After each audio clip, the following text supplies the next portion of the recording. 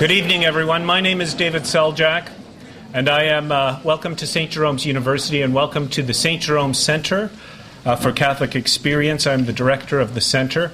I want to thank you all for your patience. We are a little overwhelmed by your numbers. We're deeply gratified as well by your numbers.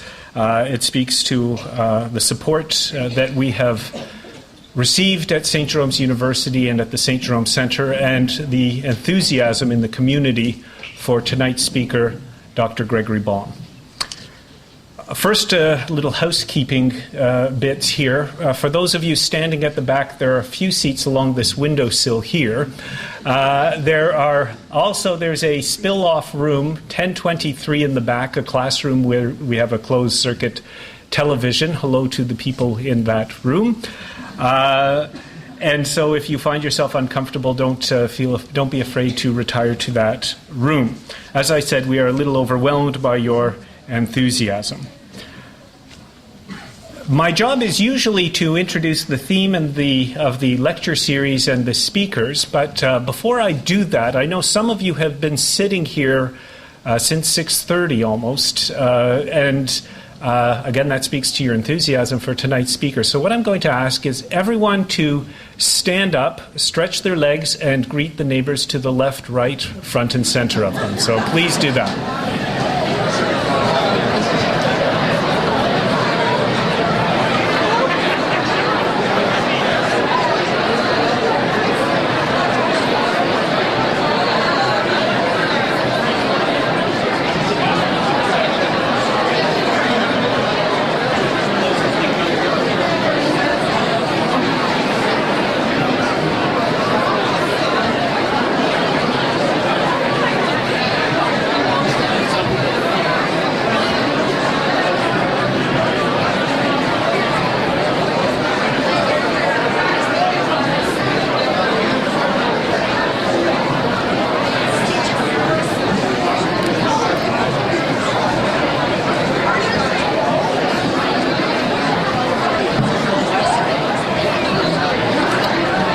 Okay, if you will sit down, please.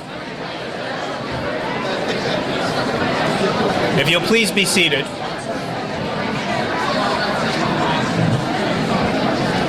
The trouble with starting an exercise like that is ending an exercise like that, so thank you very much.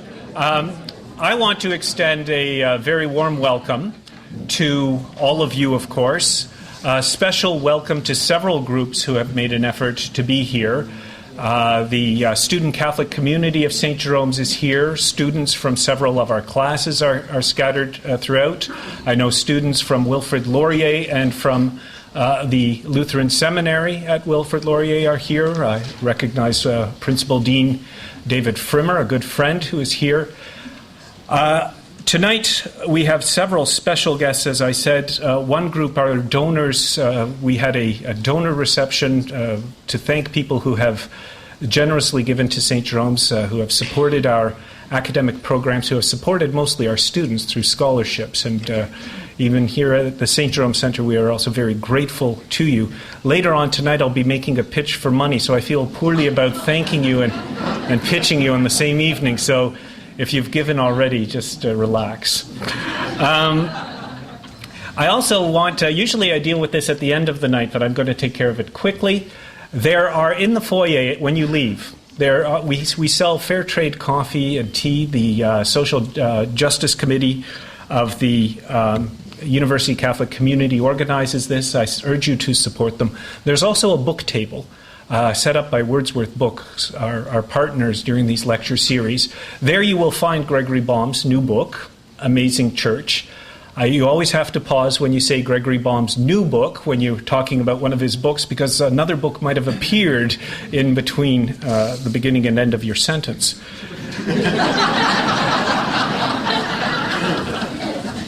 The other book I want to push tonight has to do with our other guests, and those are the people from CBC Radio 1's program Ideas. And tonight's lecture will be recorded, and it will be broadcast on Radio 1 as part of the Ideas program. We don't know the broadcast date yet. Apparently there was some kind of lockout during the fall. Paul Kennedy corrected me earlier when I said strike this evening, and I got a shoehorn and I cleared my mouth. And one of the books available at the back is Bernie Lucht's new book, Ideas, and you might look for that as well back there. If you want to know when the CBC will broadcast this, please leave your email address with Carol Person at the back, and we will email you that information as soon as we get it. Also, if you see Carol Person, we tape the lectures and we make CDs of the lectures. If you wish to purchase a tape or CD, you can do so at the same cost as it is to us. We pass along the cost to you, so they're very reasonably priced. As well as the St. Jerome Center, we have you'll see envelopes on some of the seats. We ask for a free will offering at our lectures to support this excellent program, to help us bring in quality speakers as Gregory Baum. And that's about all I have to say. I'm very pleased that I don't have anything more to do tonight other than to introduce one of our guests who will introduce our speaker. And I made a mistake. I emailed out and I said that Robert Kennedy would be introducing Gregory Baum. And I corrected myself and I said, actually, CBC Ideas host Paul Kennedy will be channeling the former Attorney General of the United States. And I explained to Gregory that many of the people in the room are, in fact, American Democrats looking for a leader. But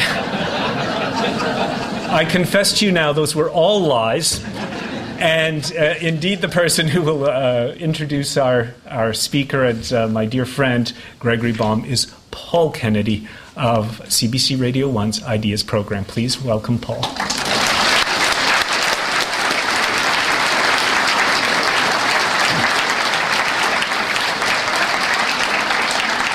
Thank you, David.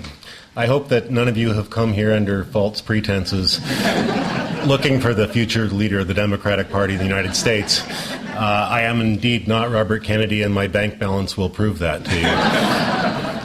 I do think I may, though, have been invited here under false pretenses to introduce this evening's guest, because I am not a theologian, and many of you know much more about Gregory Baum than I do. Let me back into that introduction, though, by celebrating this new partnership between St. Jerome's and CBC Radio's Ideas. I'm always a little nervous about talking about first annuals, because second annuals don't always happen, which means there was never a first annual. And I'm pretty sure that will not happen with this partnership this evening. I hope that we have a long and very profitable relationship for both of us. And profitable in this sense, Ideas is not a program that has ever made a profit, about which I'm pretty proud, actually. Our profit is in intellectual communication. Our profit is, in some sense, in spiritual communication, in emotional communication. It's something that the program that I am very lucky to be the host of now and have been for the last 7 years, this program has done very well for, in fact, the past 40 years. Ideas is an intellectual institution in this country which is unparalleled in not only this country, but any country in the world. We are now celebrating our 40th anniversary. There was that interesting labor disruption called the lockout, which made it impossible for us actually to celebrate it as we had intended, with a celebration in the Glenn Gould studio in Toronto featuring a number of Nobel Prize winners, a number of prominent intellectuals from around the world. That unfortunately didn't happen. We're celebrating it on air right now with a series of 10 retrospective programs being broadcast on Friday nights. Now, I don't think you're going to make it home for 9:05 tonight, but maybe you can pick up the BC when you get home on the computer. I want to also, I guess, brag about one other thing that we've done recently at Ideas that I think is a very important thing that fully fills out our mandate. Ideas went on the air in 1965. 2 years before that, an institution in this country called the Massey Lectures began in 1963. The Massey Lectures came out of, indeed, the Massey Commission on Canadian Culture and suggested that there should be a national institution of lectures that is broadcast annually in this country to begin a discussion of issues and ideas that are important. The first lecture was Lady Barbara Ward, who spoke about the rich nations and the poor nations. And I'm indeed somewhat sad to say that those issues are still very much with us today. 4 years ago, we made a major decision at Ideas, and that was to really take the mandate of the Masseys seriously, to take it on the road. Before that time, the Masseys had been recorded in a radio studio in Toronto. And they tended to be, I should say, perhaps say, somewhat dry. When a lecturer is asked to speak only to a microphone and not to an audience, it doesn't necessarily always work. So we decided to take the lectures out of the studio, and in fact to take them on the road, which began we now refer to as the Massey Rock Tour, where for the past 4 years we have gone from coast to coast, literally in this country, over a 2-week period, with a series of lecturers, beginning with Margaret Visser, then Thomas King, then Ronald Wright, and this year with Stephen Lewis. And I would, I guess, break my arm by patting myself on the back and saying, at one point, not too long ago, Ideas had 2 books on the Canadian top 10 bestseller list.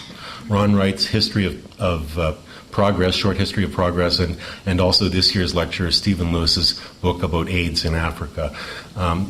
We consider that something we should be proud about. If you go back, though, and look at the history of the Massey Lectures, you will find in that list of people who have delivered those lectures the most prominent intellectuals of the last half of the 20th and now the early years of the 21st century. People like Claude Lévi-Strauss, R.D. Laing, Doris Lessing, Canadians like R.B. McPherson, Northrop Frye.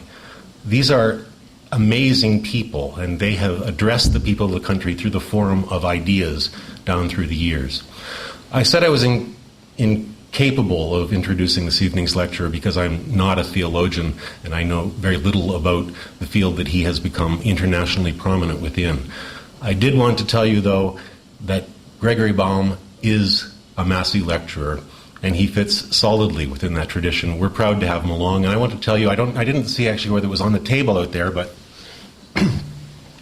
this is the first edition of Gregory Baum's Massey Lectures, Compassion and Solidarity, the Church for Others. I think it's an important book, and it is still available from the House of Anansi Press, not in this edition, but it's something that you should look for, I think, and perhaps buy. That's my way of backing myself into this introduction of somebody who, to you and to this audience, certainly needs no introduction, Mr. Gregory Baum.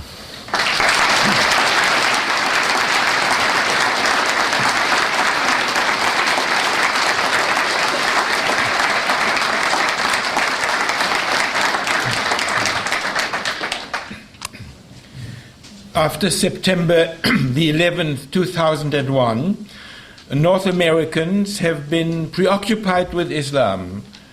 They do not realize that Islam is a cultural and religious continent of great richness, variety, and subtlety. Attempting to understand this religious tradition in a perspective derived from the 11th of September inevitably leads to a caricature, singling out the passages in the sacred texts that express contempt for outsiders and permit the use of violence, creates the impression that Islam is an aggressive religion defined by values incompatible with our own. This is a prejudice which has already been articulated in a well-known book by Samuel Huntington called The Clash of Civilizations, published in 1996. According to this American author, conflict between the two civilizations, Islamic and Western, is almost inevitable because Islam is inimical to Western values of human rights and democratic freedom. Because the West has abandoned its Christian roots, Huntington argues, the West lacks the spiritual power to resist Islamic enthusiasm.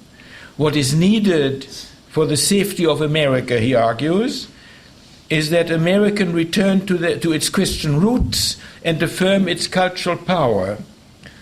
This theory has appealed to the new right, to the new Christian right in the USA, and is not without influence on decision-making in the White House.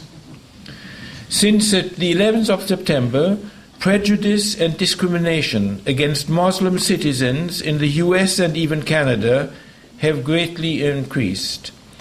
The anti-terrorist legislation in the two countries have assigned new powers to the police, permitting them to arrest and detain persons in protective custody on suspicion alone, suspicion that may be raised by language or appearance. Even if the Canadian legislation is milder than the American one, Canada's Bill 36C effectively suspends the century-old common law principle of habeas corpus. If you look like an Arab or are dressed like a Muslim, you could be arrested at any time. Canadian citizens of Arab origin or Muslim faith feel a certain insecurity, and if it is all possible, avoid to cross the American border. Bill C-36 institutionalizes prejudice and assigns it a place in Canadian culture. Islamophobia differs, therefore, from anti-Semitism. Anti-Semitism is fostered by right-wing currents in society without approval from on high. Bill 36C has been severely criticized by Canadian human rights groups and by church organizations. Now, against the theory of the clash of civilizations, the United Nations has promoted the dialogue of civilizations. I'm glad to report that the same dialogical approach has been adopted by the federal government in articulating Canada's relationship to countries of the Muslim world. The report of the Standing Committee on Foreign Affairs and International Trade, published in March 2004, and the government's response, published in March 2005, are enlightened documents that deserve to be read. They are available, quite easily available, at the federal government. I am also grateful to the Christian churches, especially to Pope John Paul II, for supporting the United Nations in its call for the dialogue of civilization. The response of John Paul II to the 11th of September was the demand for a more intense dialogue of civilizations. Since I'm a Catholic, I wish to quote a number of Catholic texts in support of interreligious dialogue, even though I'm well aware that the other Christian churches, and especially the World Council of Churches, fully support interreligious dialogue and cooperation.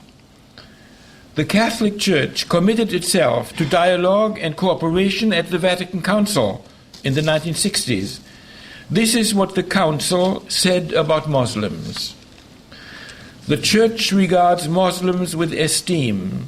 They adore the one God, living and subsisting in himself, merciful and all-powerful, the creator of heaven and earth, who has spoken to humans. They take pains to submit wholeheartedly to his inscrutable decrees, just as Abraham, with whom the faith of Islam associates itself, submitted to God.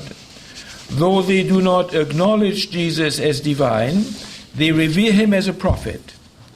They also value the moral life and the worship of God, especially through prayer, almsgiving, and fasting.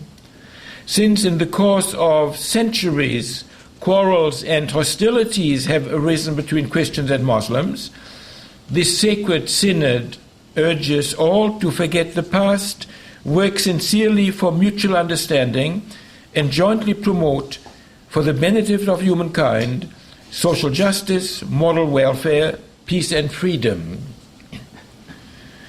I will not discuss in this lecture the theology that allows the Church to foster interreligious dialogue. In the past, it is well remembered, the Church thought of itself as sent to convert to Christian faith the followers of other religions.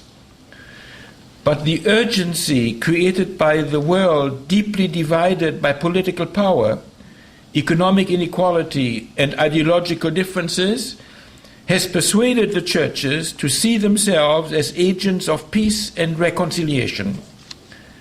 Let me quote a text from a speech delivered by John Paul II in the great Umayyad Mosque in Damascus on the 6th of May 2001. Christians and Muslims agree that the encounter with God in prayer is the necessary nourishment of our souls, without which our heart withers and our will no longer strives for good, but succumbs to evil. Both Muslim and Christian prize their places of prayer, as oases where they meet the all-merciful God on the journey to eternal life, and where they meet their brothers and sisters in the bond of religion. It is my ardent hope that Muslims and Christian religious leaders will present our two religious communities as communities in respectful dialogue, nevermore as communities in conflict. In this context, I would like to quote a remarkable document published by Pope John Paul II called the Ten Commandments of Peace. This would take me too long. I will just quote the fifth commandment. We commit ourselves to frank and patient dialogue, refusing to consider our differences as insurmountable barriers, recognizing instead that to encounter the diversity of others can become an opportunity for greater reciprocal understanding. Now, because I'm deeply disturbed by the prejudice inflicted on Muslims living in North America, I have taken the call to dialogue very seriously and started to study the Muslim tradition. This has been a great spiritual adventure for me. I discovered, among other things, the creative reflections of contemporary Muslim intellectuals who want to be faithful to the Quran and the tradition, and at the same time respond with openness to the challenges of modern society. Because these thinkers are not well known in our country, I wish to speak about them in this lecture.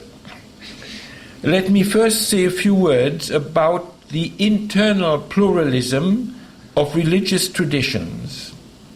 At one time, scholars believed that it was possible to gain a deeper insight into a religion and define its essential characteristics.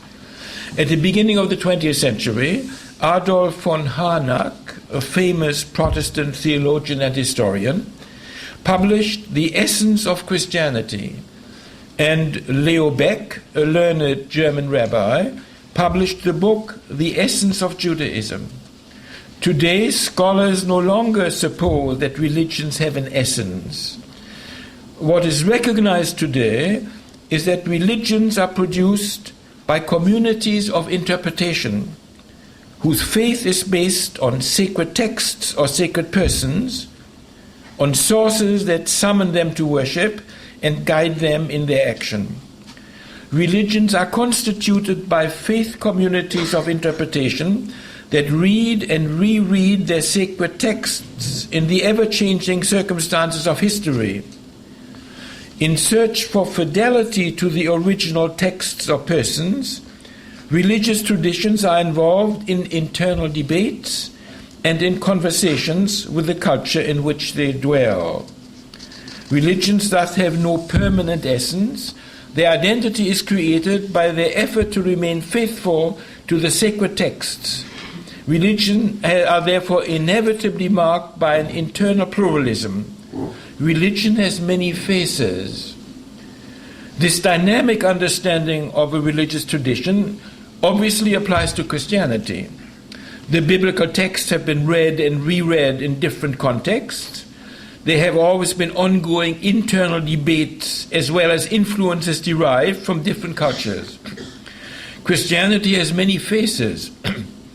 This internal pluralism of Christianity not only defines the different confessions and denominations, but it also inhabits each Christian church. In each church we witness a lively debate over what fidelity to the gospel means at a particular time. among the many faces of Christianity are also sinister ones.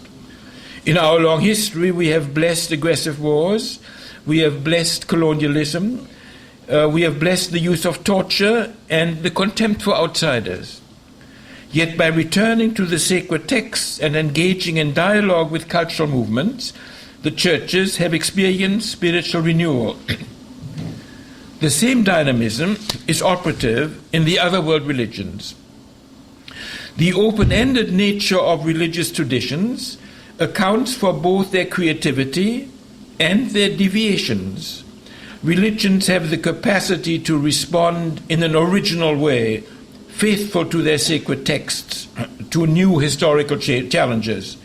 Yet they are also vulnerable to a reading of the sacred text that supports an alliance with political and cultural domination. Religions have thus many faces.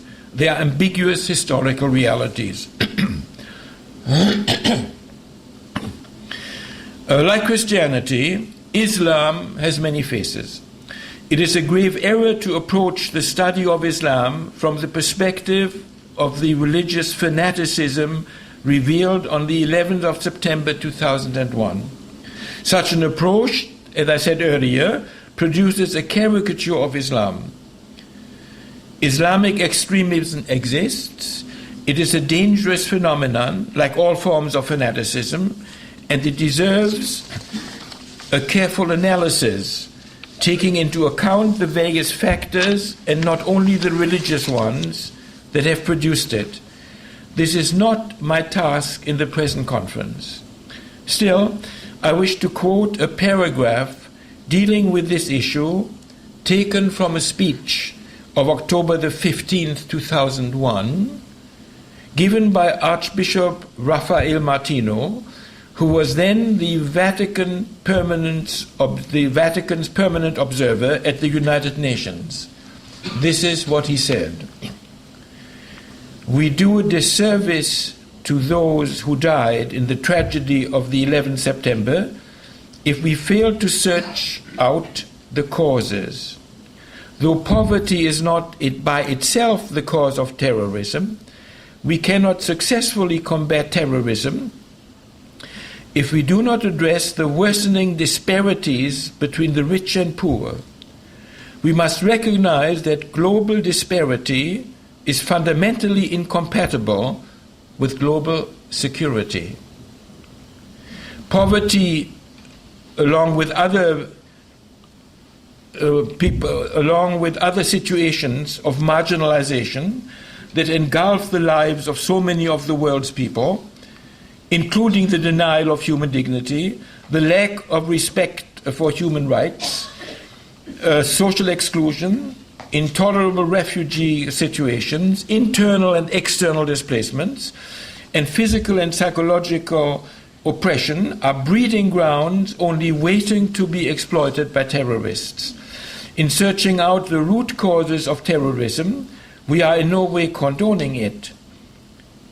But any serious crime reduction effort cannot be confined only to intensified police work. Any serious campaign against terrorism needs to address the social, economic, and political conditions that nurture the emergence of terrorism. Now, this is all I shall say on the topic of Islamic fanaticism in this lecture.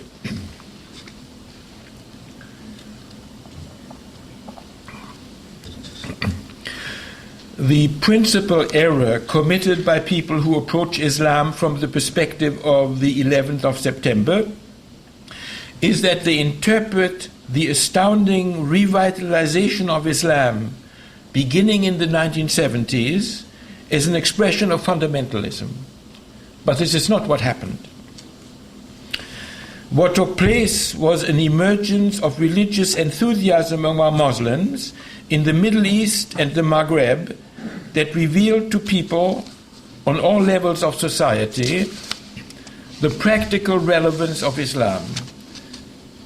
I think it is possible to compare this renewal to the 18th century Great Awakening in British North America that produced a common consciousness among people belonging to different British colonies, and thus contributed to the eventual revolution against the British Crown.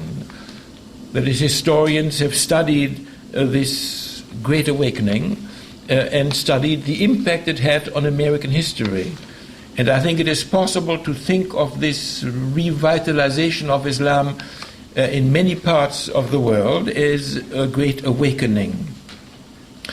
The Islam awakening of the last 3 decades is a phenomenon that has a variety of sources. One of them has been the disappointment of people in Islamic countries that the struggle to improve their collective well-being by nationalism or by socialism, both ideologies derived from Western modernity, had not been successful. The political ideas of the elites had not been able to inspire the hearts of the great majority. People were therefore ready to listen to the message that their own inheritance, the Islamic faith, was the spiritual resource that would allow them to create a more just and more humane society. Obedience to divine revelation made known through the great prophet Muhammad would generate a social order of justice and peace. The theological preparation for this awakening was an Islamic renewal movement with roots in the second part of the 19th century. In that century, the Islamic societies encountered modernity in its colonial form. Muslims confronted the contradiction of modernity that advocated democracy at home and imposed colonial domination abroad. And this is one of the strange paradoxes that in the 19th century, when Britain and France were becoming more democratic in their internal policies, at the same time, they were engaged in the most aggressive colonialism in Africa and in Asia, the contradictions implicit in modernity. And we remember that it began with Napoleon's visit to Egypt at the beginning of the 19th century. Algeria became a French colony, Tunisia became a French colony, Morocco a French colony, Egypt a British colony, Libya an Italian colony, India, of course, the Indian subcontinent became British. And eventually, after the First World War, colonial mandates were established in Palestine, Lebanon, Syria, and Iraq. It is not surprising that Arabs interpreted the creation of the State of Israel as part of this colonial wave, while we in the West thought of Israel as a house against death, a national home for a persecuted people. Already in the second part of the 19th century, Muslim thinkers, humiliated by the colonial conquests, asked themselves how this defeat could have been possible. How could it have happened? Why had they been unable to resist the European empires? Religious thinkers among them argued that Islam had become stagnant. It had ceased to inspire people. It had made them complacent. It offered no resistance to foreign invasion. One of the reactions to this stagnation was the effort of certain religious thinkers to interpret the Quran as a divine message allowing believers to react creatively in a new situation. The first theologian calling for the renewal was the Persian thinker known as Al-Afghani, who died in 1897. His work was continued by the Egyptian Muhammad Abdu, who died in 1905, by the Indian Ahmad Khan, who died in 1894, and by a little later by the Lebanese Rashid Rida, who died in 1935. These thinkers lamented the spiritual decline which Muslim culture had experienced. Islam, they said, had ceased to be a creative force. To revitalize their faith, these authors read the Quran in the light of an ancient Islamic tradition, the Mu'tazili school, that trusted human reason as God's gift to humanity, and thus saw no contradiction between reason and faith. Studying modern science was no danger to Muslim faith. These authors regretted that the elite in Muslim countries often abandoned their faith and turned to secular Western ideas. What was necessary, these authors argued, was to wrestle against Western colonialism, to create greater unity among Muslims of different regions, to introduce social reform to overcome the existing inequalities, and to give men and women access to education. In a recent article I just discovered, I read that in the early 20th century, educated Egyptian women were actively involved in this movement through their publications and their public conferences. These revolutionary thinkers were denounced by the colonial powers. They were denounced by the ruling sultans who were afraid that they were losing their power. And they were also attacked by conservative representatives of the Islamic tradition. But here you have the intellectual roots of the Islamic renewal that became widespread beginning 3 decades ago. Now, a second reaction to the stagnation of Islam moved in a different direction. The first reaction, new openness to intelligence and to reason. And the second reaction was quite different. These religious thinkers argued that the domination of the Western empires happened to Muslims because they had adopted a liberal interpretation of religious laws. They had become lax and made life easy for themselves. What was demanded was not greater openness to reason, they argued, but the return to a rigorous fidelity of the divine laws, to the divine laws. The conservative leaders retrieved the rigid interpretation of Islam made in the 18th century by al-Wahhab, who had denounced the dominant form of Islam as false and corrupt. The new voices of radical conservatism rejected the hermeneutical approach to the Quran and refused to dialogue with their critics. We have here the beginning of Muslim fundamentalism. It is well known that Wahhabism has been sustained and promoted in the world by the royal house of Saudi Arabia. Still, one has to add that these Muslim fundamentalists did not approve of the arbitrary use of violence. This is a much later development. The Muslim response to modernity in its contradictory colonial form was twofold. It gave birth to a renewal movement and a fundamentalist current. The German sociologist Max Weber, a scholar of the world religions, paid special attention to the impact of piety on society. He offered the famous argument that the genius of Calvinism had been to generate a piety that urged believers to become active in the world. Sociologists argue that every faith, every spirituality has a certain impact on society, and they refer to this as the coefficient of secular commitment. Using this vocabulary allows us to say that the versions of Islam promoted by the renewal movements and by the fundamentalist current greatly increased the coefficient of secular commitment. The two movements made Islam an activist faith. What interests me in this lecture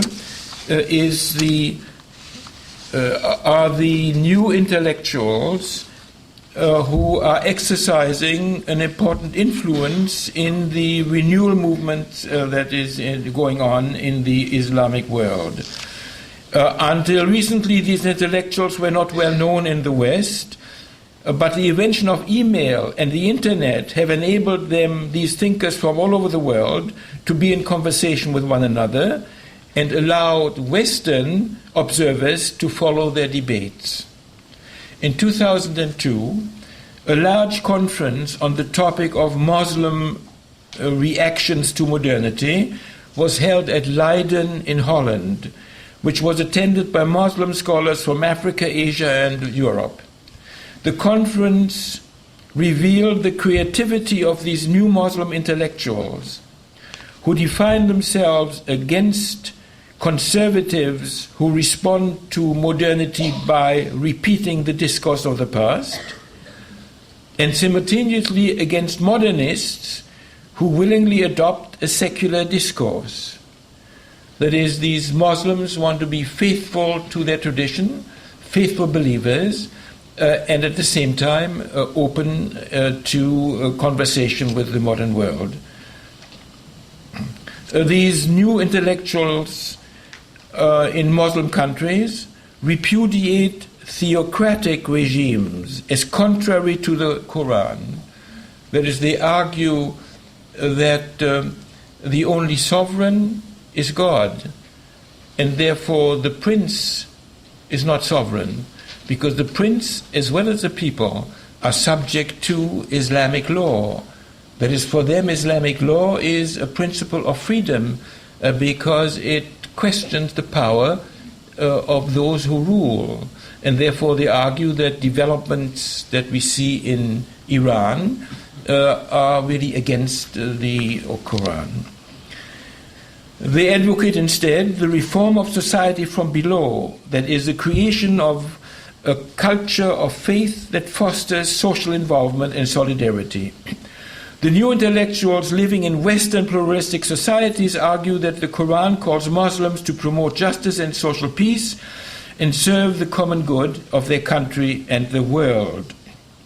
Further on, I shall discuss two Muslim thinkers in particular, Fethullah Gulen, a Turk, and Tariq Ramadan, born in Switzerland, who have inspired many people and have a strong following, and whose work I greatly admire.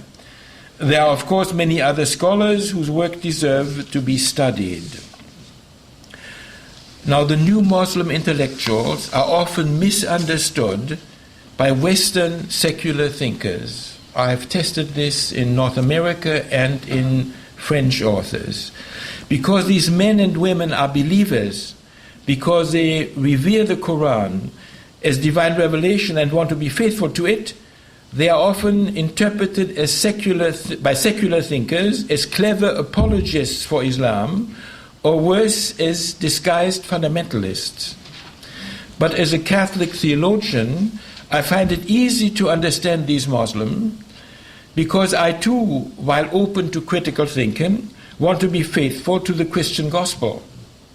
In Christian theology, we speak of the double fidelity. There is fidelity to divine revelation and fidelity to human intelligence. And the restlessness in theology is created precisely by this double fidelity to revelation and to intelligence. And when I read these new Islamic authors, I find that they are in the same situation in their own religious context.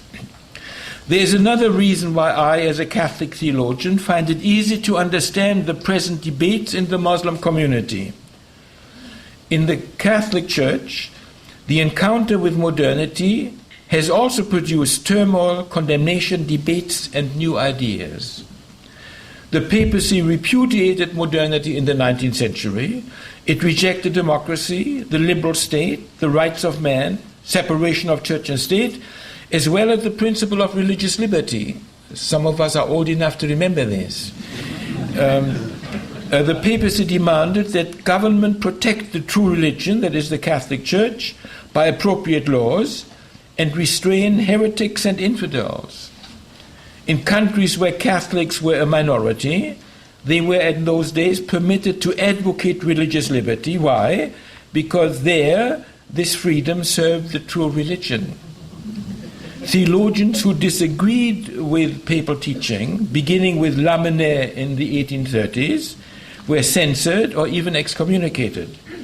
We had to wait for great thinkers in the 20th century, like Jacques Maritain, who were able to combine a critical openness to modernity with classical theological orthodoxy. Yet his message at that time was not heard. Today, the new Muslim intellectuals offer a novel interpretation of their tradition, but they are not widely heard in Muslim countries. Their situation reminds me of the Catholic theologians who rethought their own tradition, were frowned upon by ecclesiastical authorities, and had relatively little influence on ordinary church-going Catholics, yet who thought eventually received official recognition. In the 1960s, relying on these thinkers, the Second Vatican Council was able to offer a reading of the Bible and the Catholic tradition that urged the Church to endorse human rights, democracy, and religious pluralism. Today, the worldwide Muslim community is involved in a public debate. I interpret this as a positive phenomenon.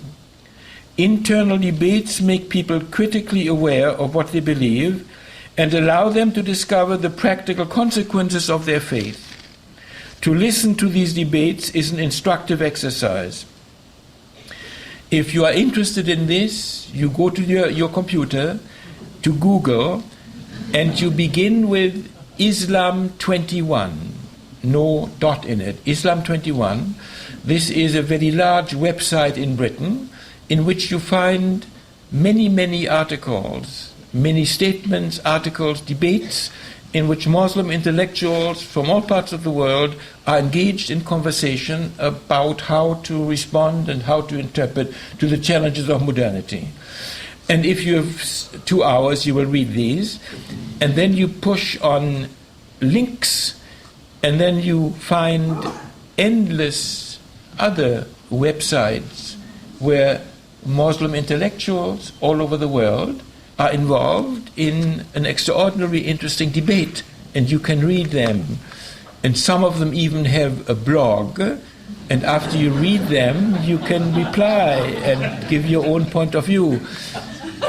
I have the great privilege in Montreal. We have a group of Muslim intellectuals, an organization called Présence Musulmane, French-speaking Muslim intellectuals, mainly from our Arab countries, who come together once a month. They always have a lecture or a panel in which they discuss among themselves how to be faithful to their religion and at the same time be responsible citizens of Quebec and Canada. And these are open discussions. The women who participate in it have, some of them have wear the veil and others don't. There is total freedom.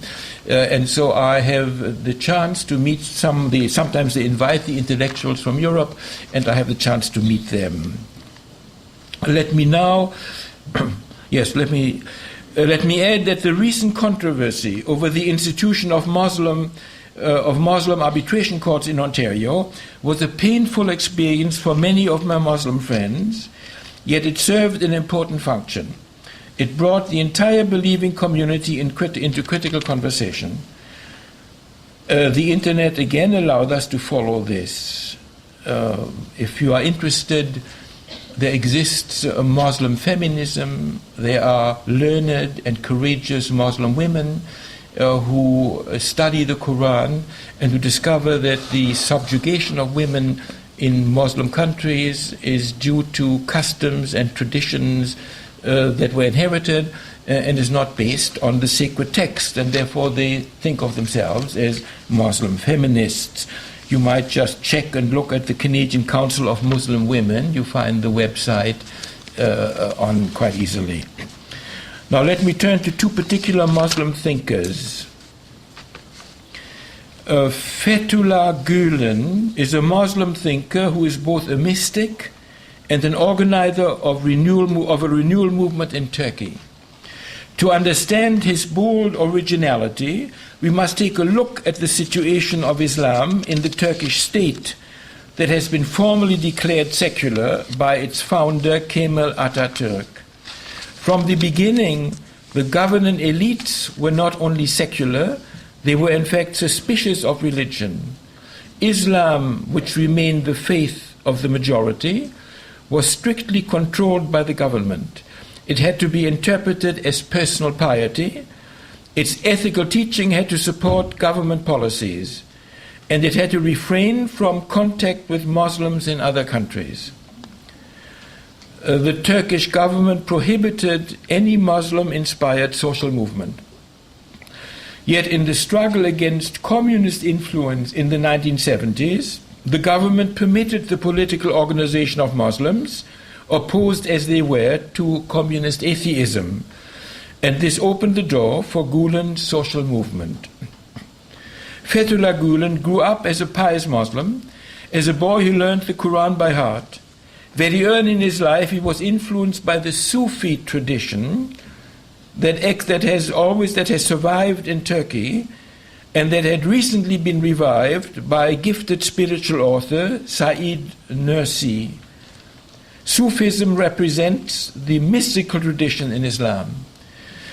By putting the emphasis on the inner life, allowed Gulen to read the Quran by giving priority to the passages that proclaim the universal virtues of justice, honesty, respect, and compassion, and summon Muslims to act responsibly in society and foster the education of men and women.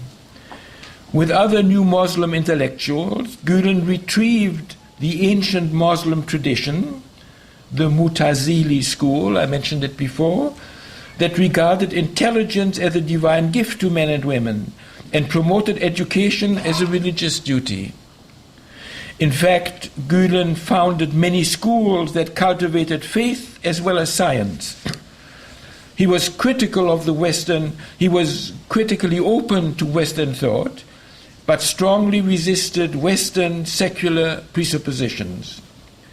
The study of science and technology, he argued, did not have to lead to the domination of instrumental reason and the disenchantment of the world, an expression of Schiller and Max Weber, the disenchantment of the world, that is secularization, that is the domination of instrumental reason.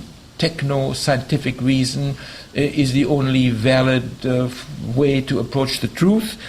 This led to the disenchantment of the world, and Gulen argued no.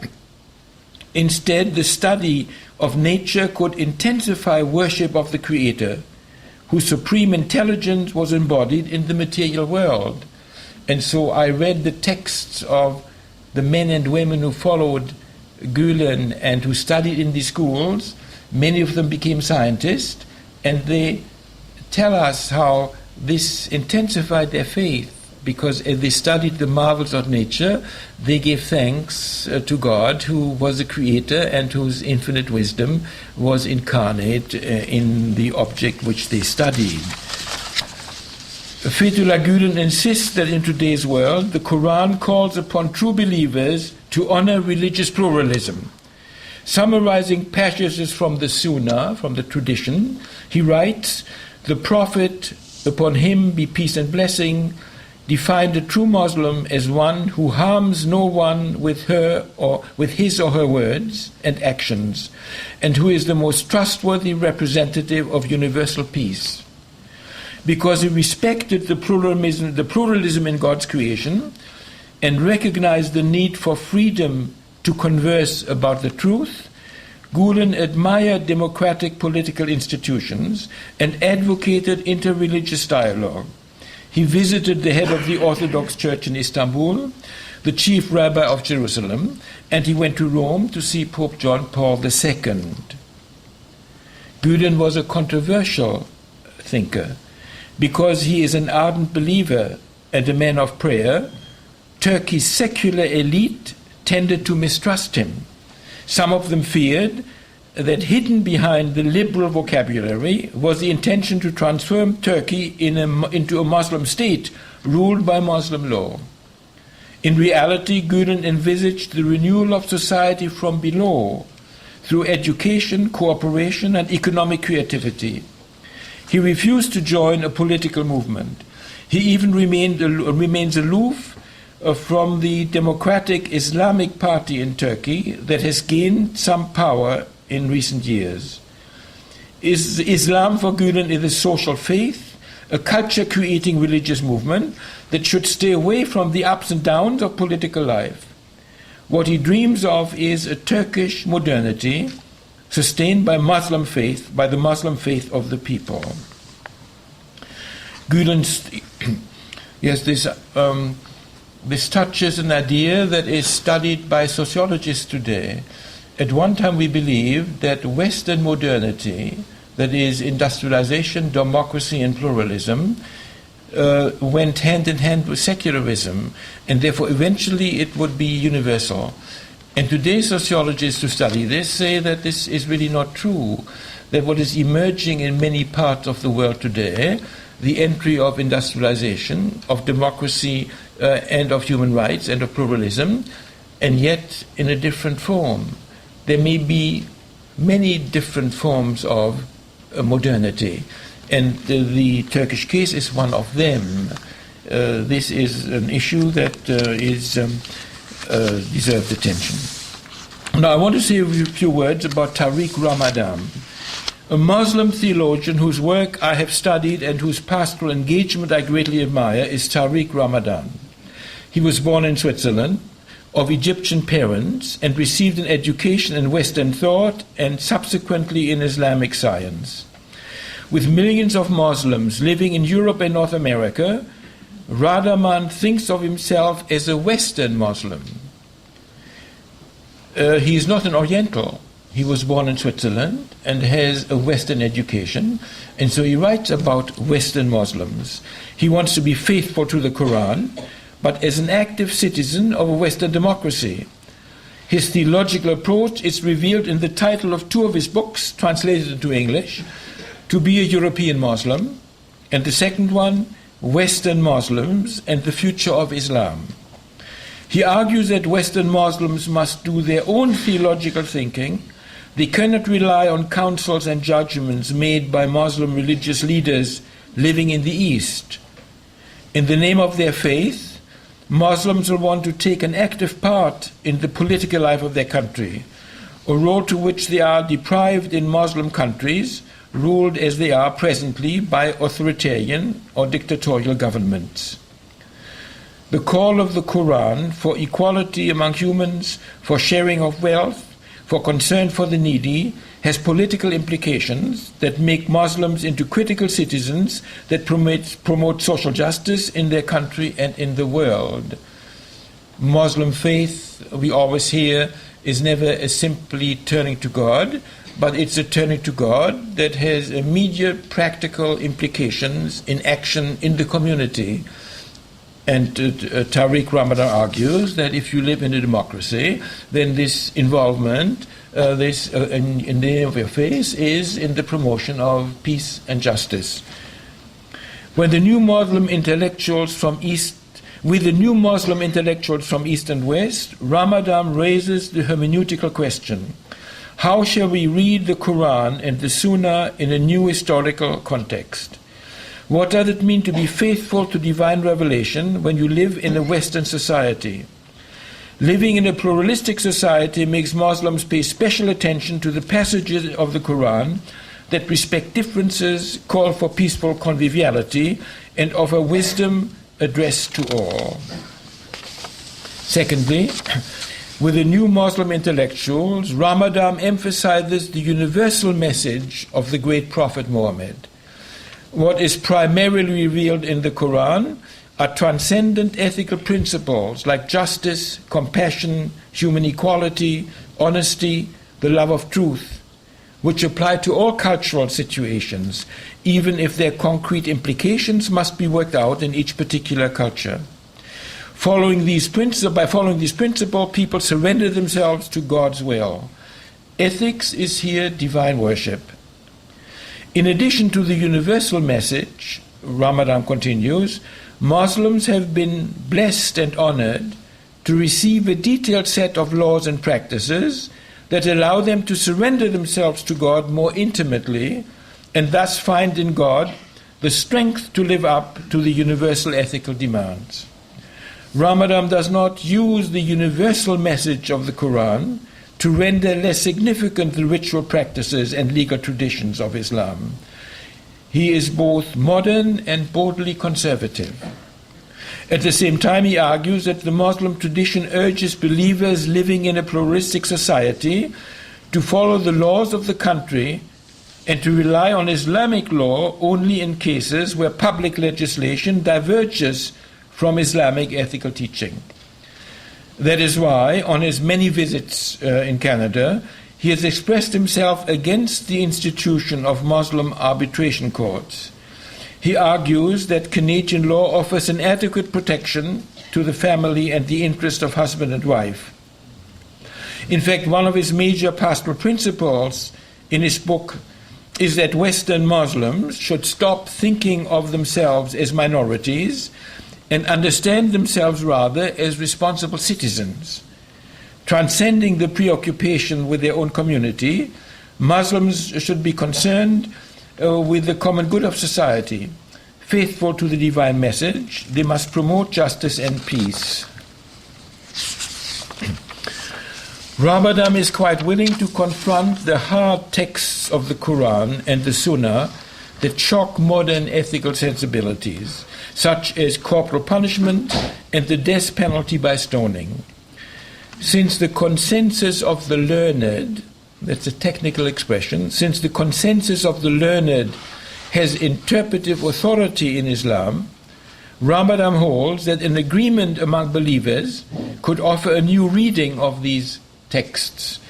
In March 2005, he published a declaration calling for a moratorium of all corporal punishments in Muslim countries in order to promote a debate on this topic in the worldwide Muslim community.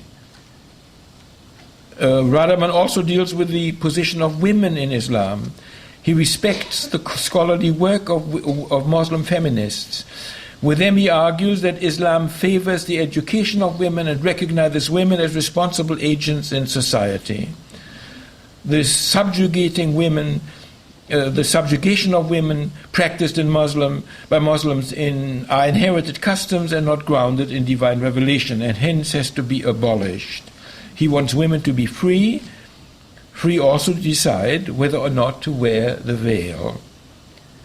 By the way, I mentioned the manifesto that he published, the moratorium, calling for a moratorium of all corporal punishments. Again, if you are interested in the text, you go to your computer, you go to Tariq Ramadan, you find a list of his works, you find many of his essays, and you also find the recent statement that he made calling for a moratorium. Now, in France, Ramadan is a controversial thinker.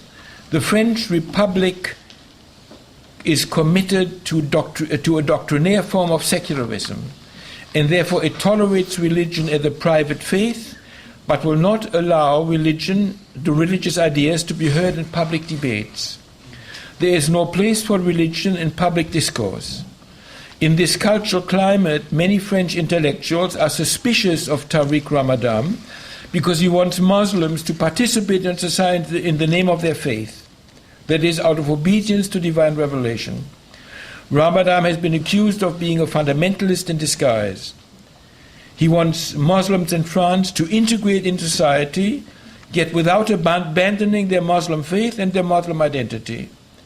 Because he advocates social justice on a universal scale and is critical of neoliberal capitalism, he is often referred to in the French press as un tiers-mondiste, a third worlder, which in France, strangely enough, is a pejorative expression. Ramadan has been critical of Israel's expansionist policies, yet he has always denounced anti-Semitism.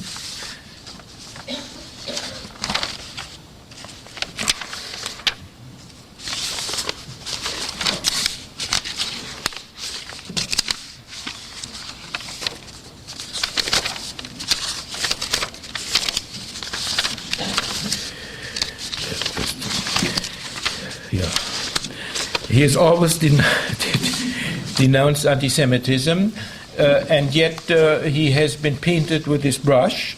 And in fact, when he received the invitation to become a professor at Notre Dame University in South Bend, Indiana, he was accused before the American government, and he did not receive the permission to come to the United States. He's presently at Oxford, where he is teaching.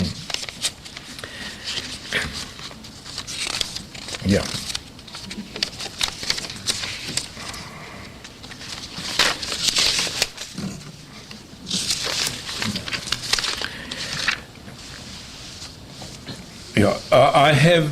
He has become a controversial figure in France.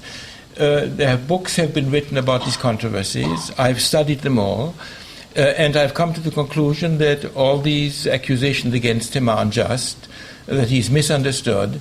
He's a marvelous person who I see him on television quite often. TV5 is the French-speaking television.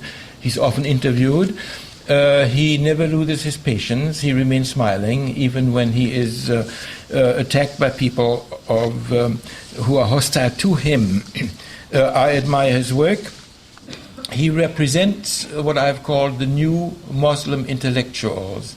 That is, they want to be faithful to their religion, to the Quran, to their tradition, and at the same time they want to be open to the challenges of modernity. These authors are not well known.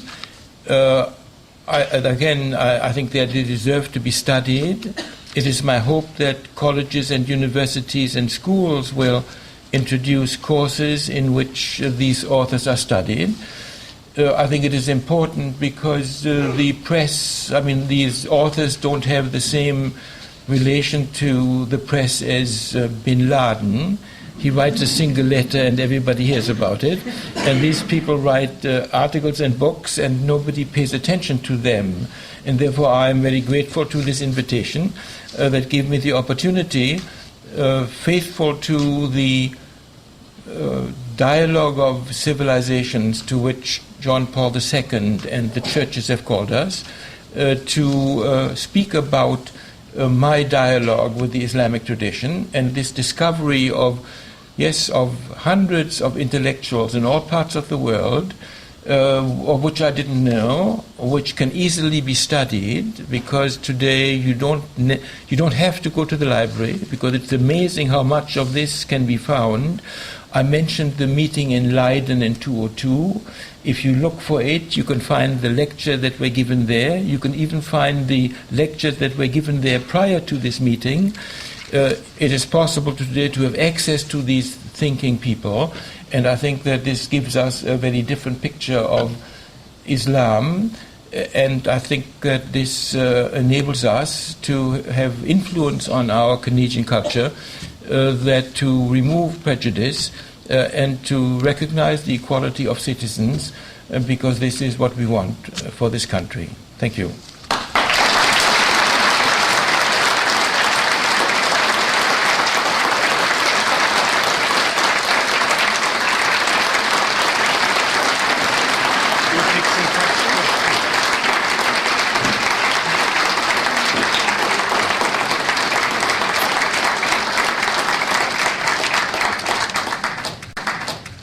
Dr. Baum has graciously agreed to take some questions. Ivan should be around with his microphone. Here he comes. What I'm going to ask is that you speak clearly into the microphone with your question.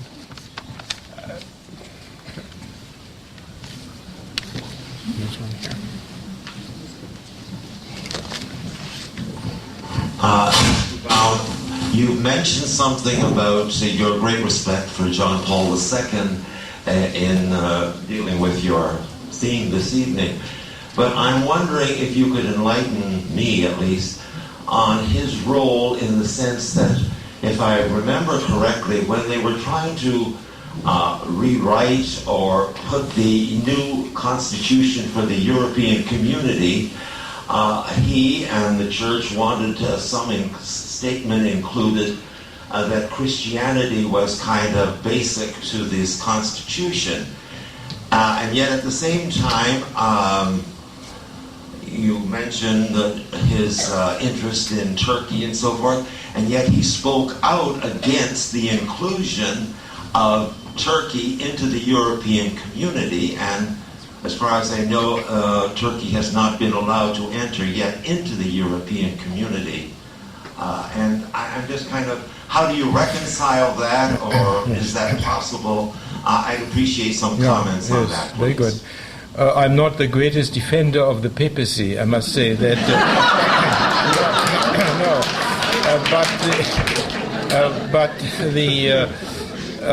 I think that when John Paul II asked that the European Constitution include a reference to the Christian roots, if I remember correctly, he made quite clear that this meant that acknowledged this pluralism, and that Jews and Muslims and members of other religions and atheists are welcome and respected. So at least it was, he wanted a reference to Christian roots that respected the pluralism of Europe.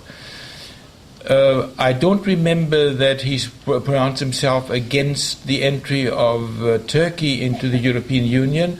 I think it was Cardinal Ratzinger who did this. That was Cardinal Ratzinger who did this when he was still the prefect of the Congregation for the Doctrine of the Faith. Cardinal Ratzinger in those days held views regarding religious pluralism that were really quite different from those of John Paul II. I published 2 articles in which I compare the teaching of Cardinal Ratzinger in the early years of the 21st century and compared this with the teaching of John Paul II, and there was really different. That in the Cardinal Ratzinger said that religious pluralism exists de facto, but not de jure. That is, de jure, there's only the true faith that is in Jesus Christ that has a right.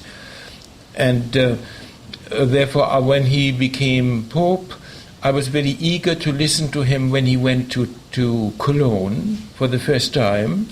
And there he spoke to members of the Christian churches. He went to the synagogue and he spoke to Muslims. And I was really quite happy that he said he will follow the orientation of Pope John Paul II. And he adopted a language that respected religious pluralism. Now, how he will develop, I don't know. We will follow this. Thank you, Mr. Baum. My question is, I often extend my hand out to my Christian friends in my discussions with them, and I say to them that I, as a Muslim, I believe in the same God of Moses, of Abraham, of Jesus. And I admit to you that we don't respect Jesus as a divine figure, but the amount of respect we give him as a prophet is huge. And I asked them to read the Quran, the chapter especially, the chapter of Mary, and asked them to read the beauty and the love with which Jesus is mentioned. And I asked them that on this basis, let us come together and let us work together. And very often, they say this is a huge difference. You don't regard Jesus as divine. And I understand, I hope I'm not making too big of an assumption here, but I understand, I get the feeling that you agree with me on my perspective that it's an ignorable difference. And that there is something fundamental about these two faiths that can bring us together so that we can improve the world. Yeah. Can you please, if I'm not making too big of an assumption, can you please advise me as to how to convince these? I think that interreligious dialogue.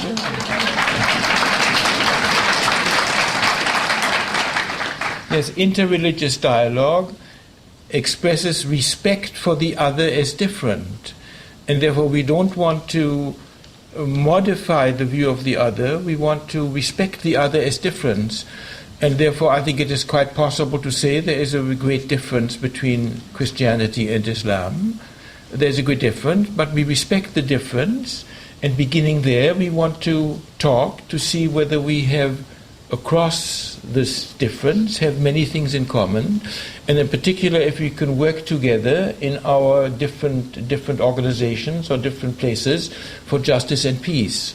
So I don't find it, if somebody says there is a great difference between Muslim and Islam, I find that acceptable as long as you say I honor difference. And I think that this is, for Christians and for Muslims, this is not so easy.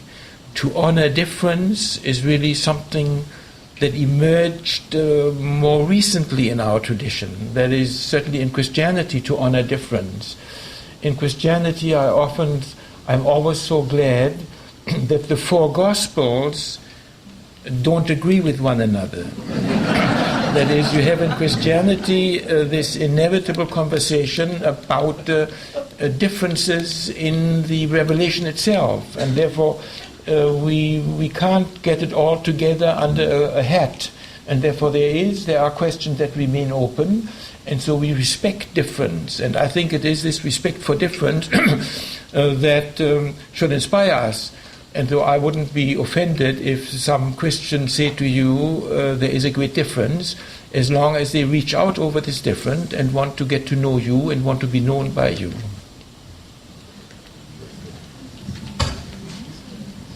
Hello.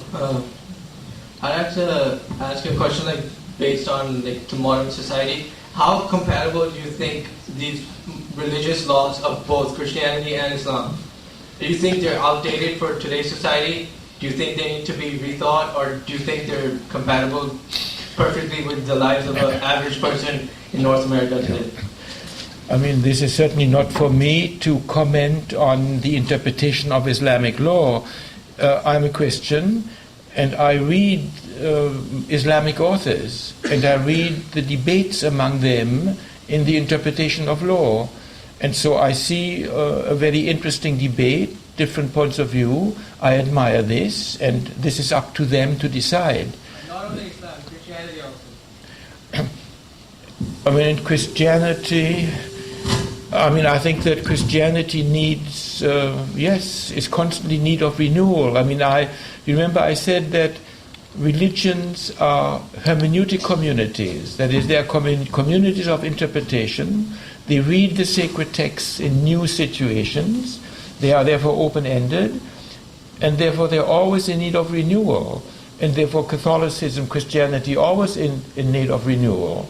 To just give an instance, interreligious dialogue is something really new in the world. It's something new in the world that didn't exist before. You can point out to a few remarkable persons, Nicholas of Cusa, I think 14th century, who was in dialogue with Islam, but we weren't in dialogue with Jews. That is, interreligious dialogue is something new, something, if you like, revolutionary.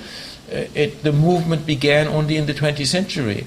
So here you have an instance of renewal. That is the Christian church and other religions also. I'm involved in dialogue with Buddhists and with Hindus.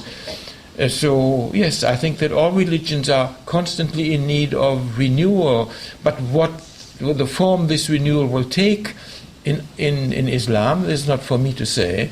I'm involved in my own church and have some ideas about renewal in the Catholic Church, which don't always make me popular. So I respect this Islamic effort.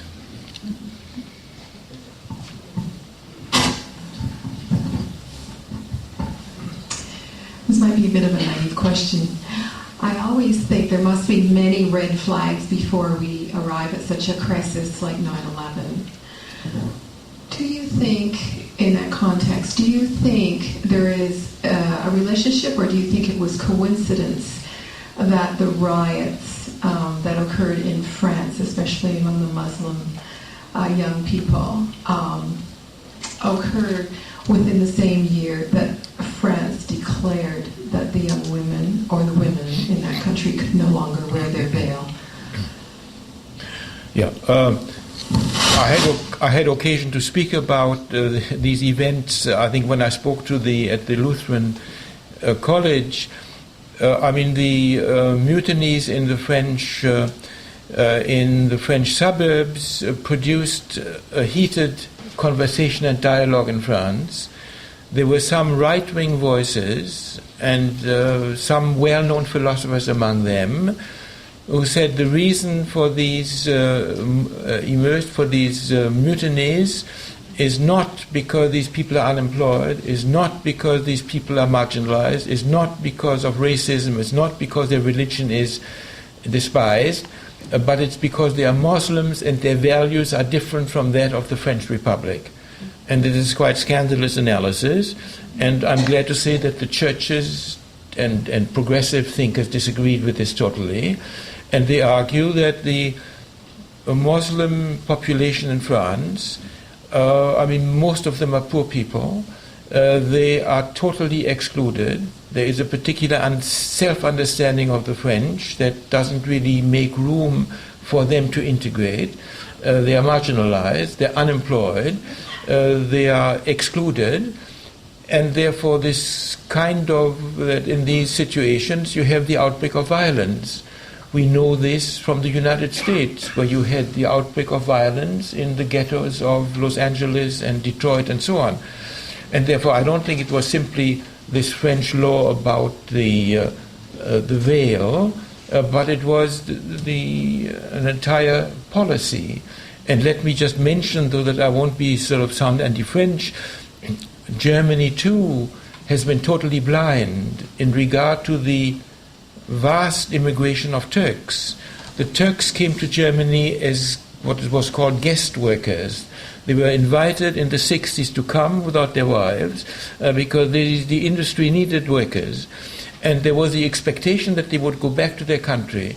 And therefore Germans, that is the German government, gave no signs of welcome to these Turks. And of course the Turks remained.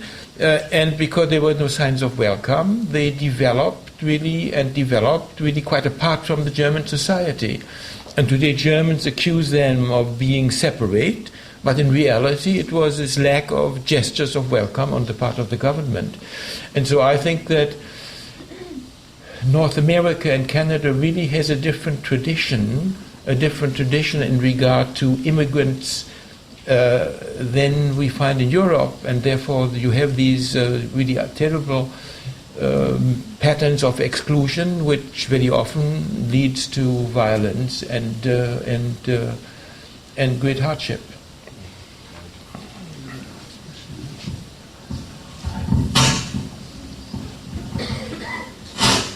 You've spoken a lot about interreligious dialogue. I'd like you to talk a little bit about intra-religious dialogue, something you said earlier about the notion that the common Muslim around the world has no idea that this new theologies are even being discussed. I wonder how worrisome that is to you, and I wonder if the same sort of worry might pertain among Christians not knowing what Christian theologians are up to. Yes. It is quite true that there are many good Catholics who really never understood what the Vatican Council was all about. That is quite a good. And I thought in some parishes there may be even some priests who preach on Sunday without ever having known what the Vatican Council is about. This is quite possible. So I feel much happier to talk about Catholics than I do about Muslims. There I'm the outsider, and I think that many Muslims simply practice their faith because they have learned to do this.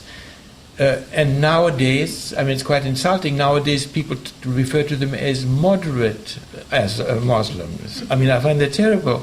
Islam is moderate. Can you imagine somebody who reads about Catholic violence in Northern Ireland and then begins to call us moderate Catholics? So I think the idea of speaking about moderate Muslims I find quite insulting because Islam is moderate and therefore the fanaticism is one face of Islam. There is Christian fanaticism, Jewish fanaticism, and therefore I think that yes, many Muslims practice their faith and don't have the opportunity to be educated, and I think this the two men I've mentioned, Gülen and Ramadan, are profoundly involved in pastoral work, in organizations, in groups and communities, and I can't evaluate. In Canada, the Muslim websites in this country are very, very interesting. You should look at them sometime. There are many of them, and therefore there must be, Muslims must really be involved. At universities, you have Muslims organized and talking to among themselves and talking with others. So as an outsider, I see this vitality.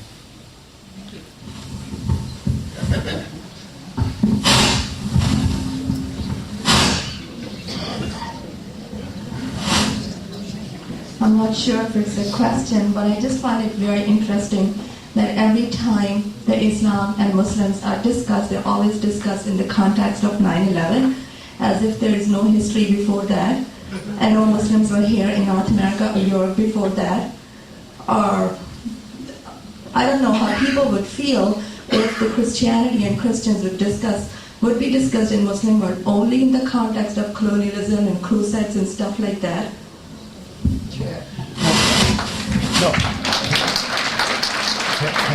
No, I agree with you. I think I said this. The first sentence of my lecture was that if you look upon Islam in the perspective of the 11th of September, you arrive at a caricature. I think that you're quite right. And therefore you need educational work in order to allow people to really have a different perspective. The teaching of religion was neglected in our schools, it was neglected at our universities, and I think that in the world today, globalized as we are, I think the teaching of religion, having a knowledge of the religious tradition other than our own, I think has become really a necessity.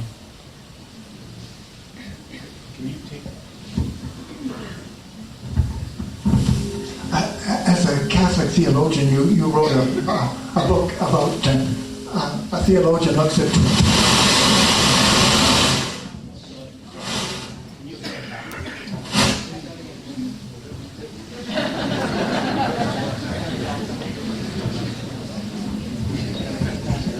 as a theologian. A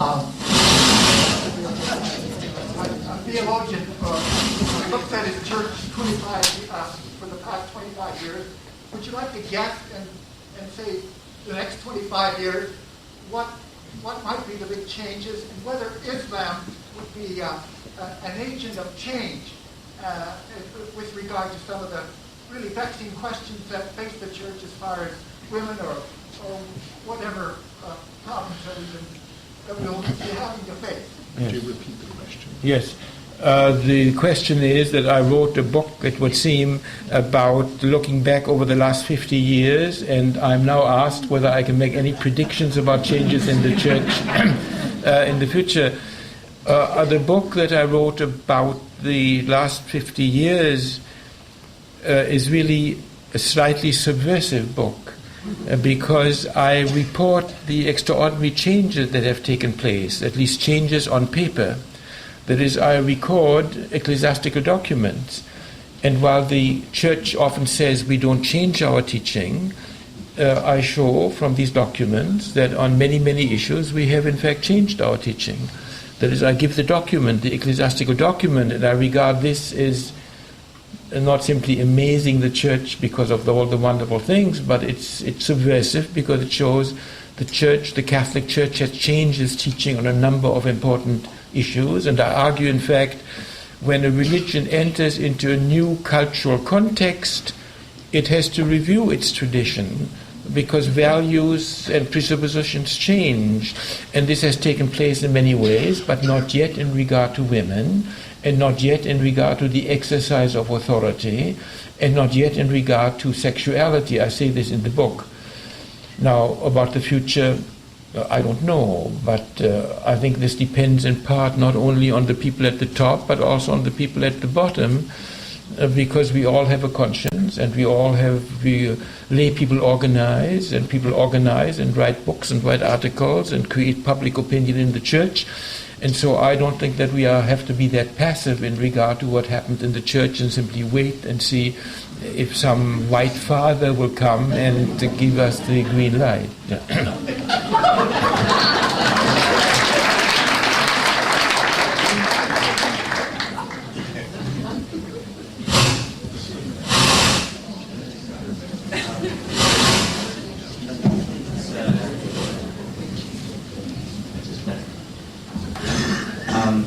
I think it's very clear to anyone who lives in our society, and particularly anyone involved in public life, that our society is a very secular one.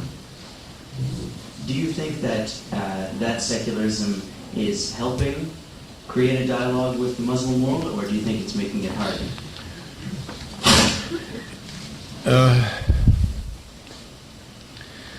There are seculars and seculars. I mean, it's a very good question. I will tell you, I'm the reader of a radical Canadian publication called The Canadian Dimension. It comes out of Winnipeg. It used to be Marxists many years ago. Now it is not Marxist. It is critical left-wing. And in the present issue is already on the cover, The New Secularism. And in it, Rick Salutin has an article on the new secularism, which really impressed me. And he said that in the past, in the 19th century and the early 20th century, we secular people had faith in science. We believed that science would deliver the answers. We trusted science. We were confident that we had the answers. And if there were still questions, we believed that through further scientific study we will find the answer. But then he said came the atomic bomb, and then came all kinds of disasters, and suddenly secular people have lost this total confidence that science will give the answer. And therefore he said we have become more modest, we secular people, and therefore we learn to respect religion. We see there are alternative ways of looking at the world, he says in this document, in this article. He's very unhappy about fundamentalists, religious fundamentalists and secular fundamentalists. That is, secular people who believe that they have the one truth, that this is the new truth, the new orthodoxy. He is critical of all these fundamentalisms, and he has an outlook on a secular outlook that I find encouraging because it respects religion. Now, this may be a minority among secular people. I was so thrilled by his article that I'm trying to have it translated into French and find a review in Quebec that will publish it. You're quite right. There are secular people who simply have no patience with religion. We know some of them who have a theory that religion somehow is a tissue of superstition. But I would think that today there are many secular people who say that I am not a believer, but my way of looking at the world is not the only one. I don't want to claim this. And there are other ways of looking at the world, and therefore I'm quite willing to listen to religious people. Let me give a name, a great name of a person who has changed his mind. Habermas. Habermas, a great German philosopher and sociologist, a secular person who in the past had always taught that the great Western religion, that the values of the great Western religions were all mediated by the Enlightenment, and therefore these great Western religions has lost what he called their semantic potential. That is, they had no longer any power that would help us to lead a just and better life. And he thought Judaism and Christianity would disappear. But about 4 or 5 years ago he changed his mind. He's over 70 and changed his mind. Isn't it wonderful? And he wrote a book in which he said, at the moment in Germany there are scientists who have such mechanistic thinking that they think that human life is totally determined by scientific laws, and therefore there is really no freedom, and therefore the idea of the human being as a responsible agent is disappearing as non-scientific because behavior is determined by laws.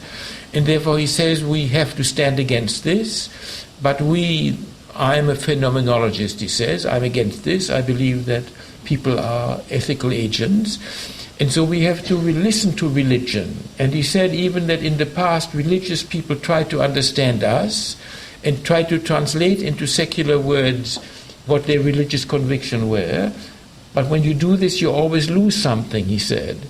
And today we secular people have to try to understand what religious people mean when they use their religious language, because we have to work together for a society that respects human beings and promotes the welfare of humanity. So you have today secular people who begin to be open, and there are secular people who are close to the religious phenomenon. I think that will be...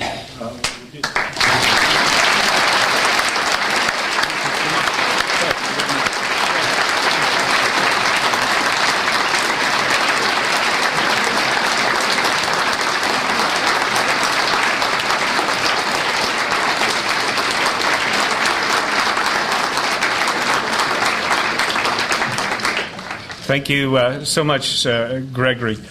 Before I ask Michael Higgins to thank Gregory, I do want to tell one story that speaks to Gregory's history in promoting interreligious dialogue, as well as his humility and his absent-minded scholarship. He told me that he was asked to write an article about the Second Vatican Council, specifically Nostra Aetate, the document on dialogue with other religions. And while going through this research, he had found a certain German historian who said that the original, the document began as a statement on the Jews, and the original document, they don't know who wrote the whole document, but the original core of the document was written by a young priest at the time, working for Cardinal Bea, and his name was Gregory Baum. And Gregory told me, he was in his living room at the time, he said, and then I thought, oh yes, I do remember that. He said there was a little meeting, and afterwards Cardinal Bea says, we need to find someone to write this. And Gregory stepped forward and said, I've written a little book on the Jewish-Christian dialogue, and maybe I could do it. And this document that he wrote, the original, remained intact, so the German historian said. So he's made a real contribution to the Catholic Church, and you made a real contribution again to interreligious dialogue, especially someone who has begun to study Islam relatively late in his life. We don't say old anymore. Chronologically gifted is the correct term. But to begin a study of a brand new subject in life is certainly something that inspires us. And it shows that people can change even when they're old. And perhaps Cardinal Ratzinger did say something about Turkey, but that was a long time ago. I'm sure he hasn't been given a responsible position since then.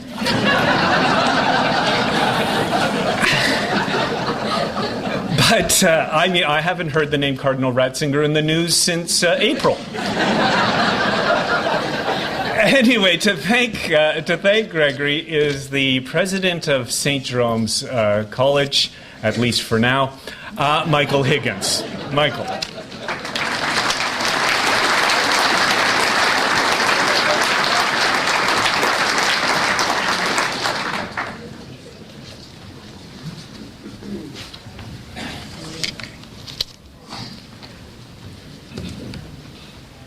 David is correct. It's just for now. I've just taken on a position as Ratzinger's ambassador to Saudi Arabia. Thank you, Gregory, for preparing for that one. In 1974, George Steiner, the eminent intellectual from Cambridge, gave the Massey Lectures of that year, Nostalgia for the Absolute. Very important volume that talks about substitute or surrogate theologies. What happens when when Freudianism and when Marxism and Levi-Straussism begin to decline, or rather when official religion begins to decline, they become in turn surrogate or substitute theologies. This was a lively debate on the CBC airwaves. The Ecumenist, the journal that published the two articles that Gregory referred to, the Cardinal and the Pope, and they're very good, I must say, is currently edited by David Saljak, previously employed at St. Jerome's.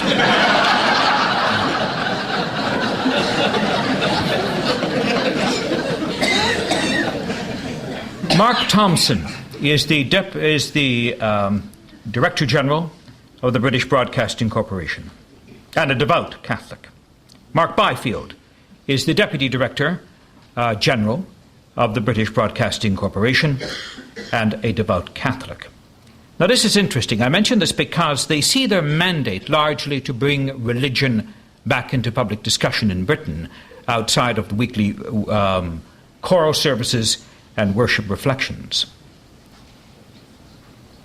We all know what changed the BBC's mind. What Gregory talked about tonight. What defines Britain, of course, defines also North America.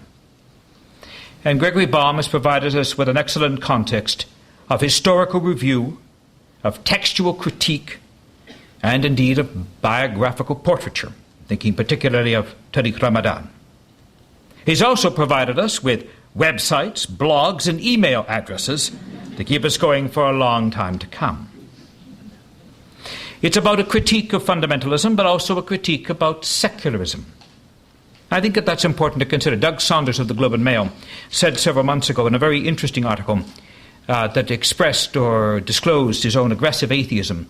He said, very often we atheists or secularists, and they're not the same, of course, but he was identifying them as the same, say have an obligation to get it right when it comes to religious people or people of faith. We take great delight in reminding particularly Catholics of the perfidies and infamies that percolate throughout their history. The Crusades, of course, the Inquisition, etc. And then we conveniently forget that all the great massacres of our century of blood, Maoism, Pol Potism, Hitlerism, communism, Stalinism, were all atheistic creeds. There wasn't an ounce of religion in any of them. Now, I thought that was an extremely brave article because it kind of shattered the easy caricaturing that is a comfort to all of us when we critique religion. It has an important role to play, clearly. But what Gregory Baum has shown tonight and demonstrated in his own history of scholarship is that a dialogue between or among humanists and secularists and people of faith need not be defined by easy caricaturing or stereotyping, but by an honest and genuine desire for conversation. His talk tonight is a reminder, a plea for more than tolerance. It was, in fact, a bold summons to understanding. Gregory speaks truth to religion. He affirms its genius for good and deplores its deficiencies. He shatters the easy ways in which we stereotype the religions of our time and convictions, but that secularists use or employ in their own critique of Islam. None of this will work. It gives me personally great pleasure to acknowledge a special symmetry in tonight's events. When the St. Jerome Center for Catholic Experience, what you're attending tonight, this center, this forum, which is now over 20 years old, was first launched in 1982, one of its first speakers was Gregory Baum. It is a special pleasure then to welcome him back, if not a bittersweet one for me. Also, throughout the years, we have provided an occasion for ideas to do its work here, perhaps most notably when it recorded the famous Darwin debate in the early 1980s. Ideas means a lot to me personally. I've written over 10 series for them over the years, and I'm currently involved in production with Paul and with Bernie, the executive producer in the back, in our next series. Ideas has become my second intellectual home, and I hope it becomes an intellectual sanctuary for you as well this evening. I take great delight in knowing that St. Jerome's and the CBC in this new partnership will be able to provide, in the way that it has tonight, something that provides an open, free, and stimulating conversation about things that matter. In other words, ideas. I agree with its host, Paul Kennedy. Long may this annual flourish. Gregory Baum has provided its start. Thank you, and good night.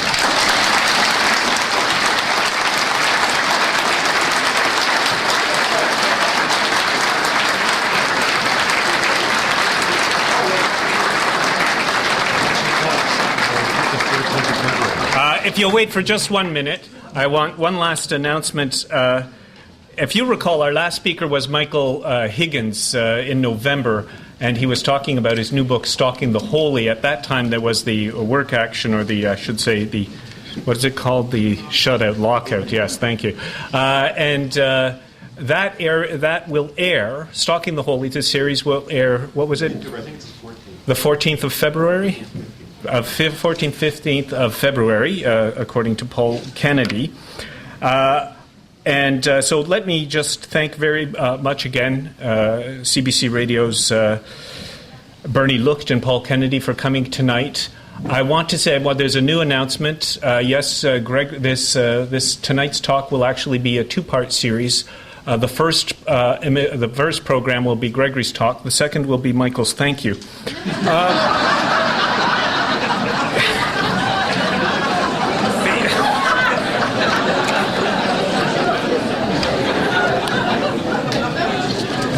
The last thing I want to say is just to alert you to our next lecture, which will be on Friday, February 10th. Dana Sawchuk, a sociologist at Wilfrid Laurier University who has written a book on Costa Rica, will be talking about her researches there. The talk is called Workers, the Church, and Central America's Switzerland. And that will be the 2005-2006 School Board's lecture. And Michael mentioned that Gregory was here at St. Jerome's years ago. Gregory is everywhere.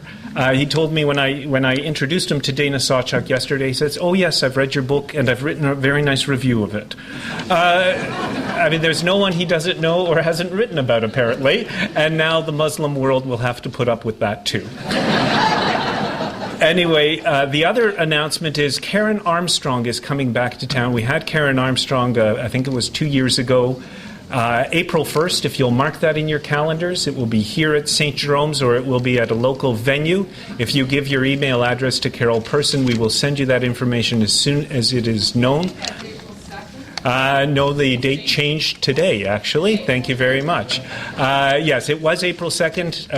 The publisher pulled an April Fool's joke on us and moved it to the 1st of April. And so please look out for those, Stalking the Holy, which has just been published. Actually, it was released today of all days, was released today, but unfortunately not in time that we could have it for you for sale here. So anyway, thank you all for your participation in this conversation, and I wish you a good night. Thank you.